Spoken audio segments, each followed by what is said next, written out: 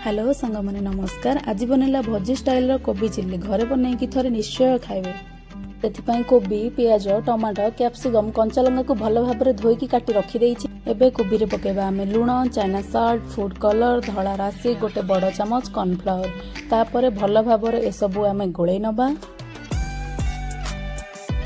एबे गैस रो फ्लेम को ऑन करी कढ़ी बसई से तेल दे सबू कोबी को भल भाव छाणी प्लेट को बाहर कर नबा। पुणी से दबा सोरिष जीरा कटा पियाज अल्प भाजी होला परे पकेबा आमे कैप्सिकम। एबे दबा लुण लंका गुंड हलदी गुंड जीरा गुंड धनिया गुंड चिल्ली सॉस टमाटो सॉस पकई भल भाव ताको आमे एबे घांटी नबा। एबे सेथिरे आमे पकेदबा कटा टमाटो कंचा लंका एवं फूलकोबी 2 चमच कॉर्नफ्लोर को पानी करी सेथिरे देई दबा एवं भल भाव घांटी दबा।